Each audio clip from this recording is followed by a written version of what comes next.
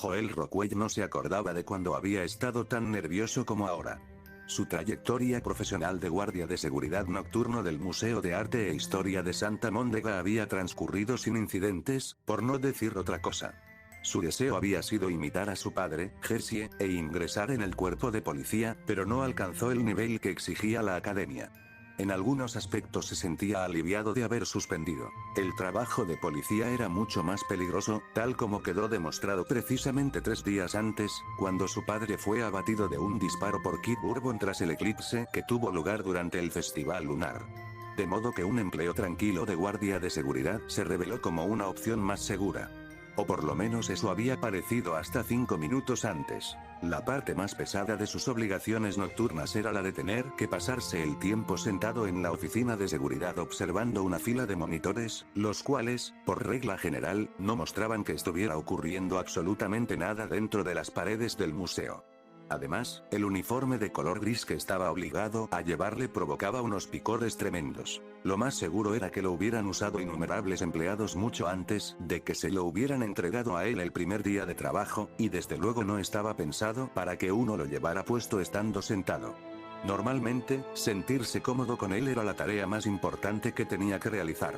Durante toda la noche, excepto que lo que acababa de ver en el monitor número 3 lo había cambiado todo. Joel Rockwell no era un hombre imaginativo. Tampoco tenía una inteligencia especial, y la falta de estas dos cualidades fue lo que terminó por llevarlo al fracaso en la academia de policía.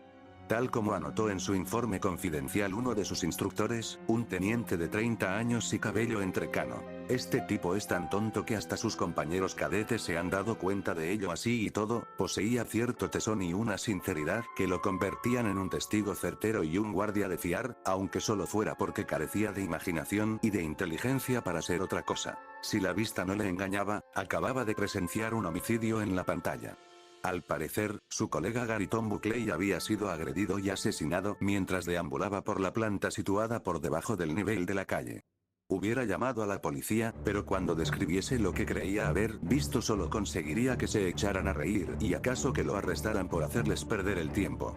Así que hizo lo segundo que le pareció mejor y llamó al profesor Bertram Cromwell, uno de los directores del museo. Tenía el número del profesor registrado en su teléfono móvil, y a pesar de que lo incomodaba un poco molestarlo a aquella hora tan intempestiva, siguió adelante con su plan y lo llamó de todas formas.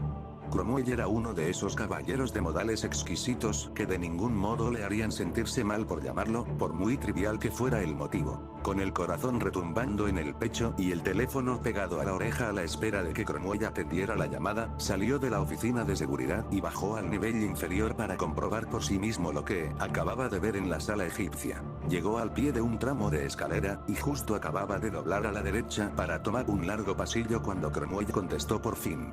Cosa nada sorprendente, la voz del profesor sonó como la de un hombre al que acaban de despertar de un sueño profundo. Diga. Al habla Bertram Cromwell. ¿Quién es, por favor? Hola, Bernard, soy Joel Rockwell, del museo. Hola, Joel. Por cierto, es Bertram, no Bernard. Como sea. Verá, me parece que tenemos un intruso en el museo, pero no estoy seguro del todo, así que se me ha ocurrido llamarlo a usted, ya sabe, antes de hacer venir a la policía y todo el tinglado. Cromwell pareció despejarse un poco. ¿De veras? ¿Qué es lo que pasa? Pues le va a parecer una chorrada, pero creo que ha salido una persona de la sala de las momias egipcias. Repítelo. La sala de las momias. Creo que alguien acaba de salir de esa maldita tumba. ¿Qué? Eso es imposible. ¿De qué diablos estás hablando? Sí, ya sé que parece una chorrada. Por eso lo he llamado a usted primero. Verá, me parece que quien quiera que sea acaba de agredir al otro guardia de seguridad. ¿Quién está contigo esta noche? Carter Bradley. ¿Te refieres a Gary Tom Buckley? Eso, como sea. No sé muy bien si no será él, que me está gastando una broma o algo así. Pero si no es una broma, la verdad es que tiene un problema grave. Lo que se dice muy grave. ¿Por qué? ¿Qué ha ocurrido? El profesor, ya despierto del todo, calló unos segundos para ordenar sus ideas y después dijo en voz baja. ¿Qué es lo que has visto en realidad, Joel? Hechos, muchacho, necesito hechos. Perdona que te lo diga, pero lo que dices no tiene mucha lógica que digamos, y yo tengo bastante sueño. Durante la conversación con Cromwell, Joel había seguido avanzando por el pasillo, ancho y tenuemente iluminado, hasta que, antes de lo que hubiera querido, llegó al final del mismo. Respiró hondo y a continuación giró a mano derecha en dirección a la amplia galería abierta conocida como Salón Lincoln. Entonces fue cuando oyó la música. Alguien estaba tocando una leve melodía al piano, una melodía suave y triste, no muy distinta del tema El Solitario que sonaba al final de la serie de televisión El Increíble Hulk, que tanto le gustaba de pequeño, a finales de los años 70. Sabía que por allí abajo había un piano, pero ¿quién coño lo estaba tocando? Y además tan jodidamente mal. Aguarde un minuto, profesor Crumpler. No se lo va a creer, pero estoy oyendo un piano. Voy a guardarme el teléfono en el bolsillo un segundo. Si espera un poco, le cuento lo que vea.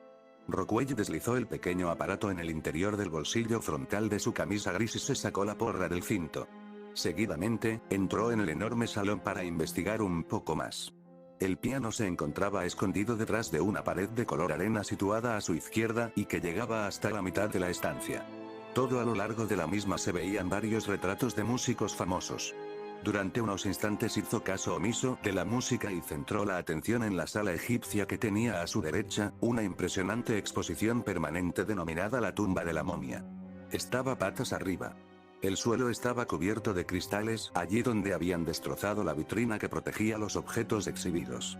Y, mezclada con los cristales, había sangre. Un montón de sangre. Lo más curioso era que el sarcófago de oro que se hallaba colocado en posición vertical en el centro de la sala estaba abierto. La tapa yacía en el suelo, y los restos momificados de su ocupante habían desaparecido. Rockwell sabía que el profesor Cromwell adoraba aquel tesoro en particular, y que se alteraría muchísimo si su preciada posesión hubiera sido robada o siquiera manipulada. Constituía la pieza central del museo, el objeto más raro y más valioso de toda aquella vasta colección. Y ahora había desaparecido la mejor parte de la misma. Rockwell volvió a pensar en lo que estaba convencido de haber visto en el monitor de la oficina de seguridad, y sacudió la cabeza en un gesto de confusión. Desde entonces solo habían transcurrido unos minutos, pero ya estaba empezando a pensar que la agresión sufrida por Buckley había sido producto de su imaginación. Aquello tenía que ser una broma pesada, sin duda. No una bien programada, teniendo en cuenta los homicidios cometidos recientemente en Santa Móndega y sus alrededores, más bien carentes de gusto, en su opinión, pero una broma de todos modos. ¿Y de qué iba lo del puñetero piano? Aprende a llevar una melodía, quien quiera que seas. Pensó con lo que, incluso para él, era una sobrecogedora falta de seriedad. Para llegar hasta el piano, el cual, si lo que se rumoreaba era verdad, en cierta época había sido propiedad de un compositor famoso, iba a tener que maniobrar rodeando el estropicio de cristales y sangre y pasar por delante de una estatua gigantesca de Aquiles, el héroe de la Grecia clásica, para alcanzar un nicho pequeño que había al otro lado de la larga pared de color arena. Si la memoria no le fallaba, sentado al piano había un maniquí de madera de tamaño natural, vestido y caracterizado de modo que se pareciera al afamado compositor que había sido el propietario de dicho instrumento. ¿Quién era? Reflexionó. ¿Beethoven? ¿Mozart? ¿Manilow? El dato no era lo bastante importante para darle demasiadas vueltas, y en cualquier caso no tardó en encontrar la respuesta.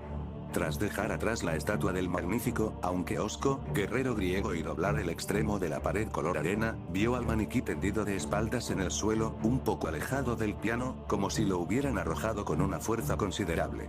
Llevaba puesta una chaqueta morada y una camisa blanca, y como remate un pantalón bombacho oscuro y unos zapatos negros de charol. En la solapa izquierda de la chaqueta lucía una placa con un nombre. Beethoven, decía, pero Rockwell no se fijó en ella al pasar por encima de la figura de madera, así que se quedó sin saber de qué compositor se trataba. Quedó claro que el que tocaba el piano no era el maniquí, era otra cosa.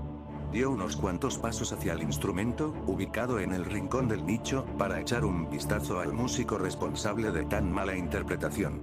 Cuando por fin estuvo lo bastante cerca, vio una figura sentada frente al piano de cola, en la pequeña banqueta de delante, que toqueteaba las teclas con más entusiasmo que habilidad. Aquella visión le provocó un escalofrío que le bajó por la columna vertebral. La figura vestía un manto largo y con capucha, de intenso color escarlata. Con la capucha echada sobre la cabeza, dicha prenda se parecía al albornoz que usan los boxeadores cuando se dirigen al cuadrilátero. El individuo, cubierto por el manto y con el rostro oculto por la capucha, se movía apasionadamente de un lado a otro, agitando la cabeza igual que Stevie Wonder y tocando su melodía tremendamente desafinada. No había rastro del colega de Rockwell, Buckley, aunque, cosa más bien preocupante, había una hilera de salpicaduras de sangre que atravesaba el suelo en dirección a la figura encapuchada que estaba sentada al piano. Manteniendo cierta distancia, Rockwell decidió interpelar al misterioso pianista con la esperanza de alcanzar a verle la cara. Si no le gustara lo que viera, por lo menos contaba con una ventaja de 20 metros para salir corriendo en el caso de que tuviera que echar mano de la opción de huir como alma que lleva el diablo. Usted, exclamó. ¿No sabe que está cerrado? No debería estar aquí. Tiene que irse, amigo. La figura dejó de tocar y sus huesudos dedos temblaron casi de forma imperceptible, suspendidos por encima de las relucientes teclas blancas y negras. Entonces habló. Si tú la acallas, yo la reanudaré. Graznó una voz herrumbrosa bajo la capucha escarlata. A continuación se oyó una fuerte carcajada, y después las manos volvieron a posarse en las teclas y la melodía volvió a sonar. ¿Qué? Oiga, ¿dónde está Carterton?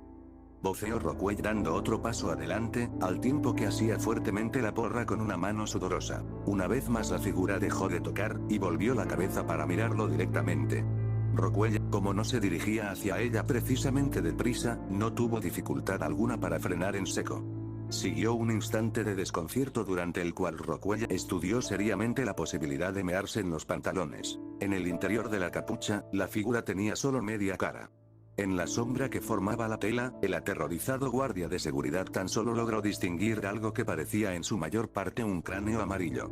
Todavía llevaba algunos horribles colgajos de carne adheridos a las mejillas, la mandíbula y la frente.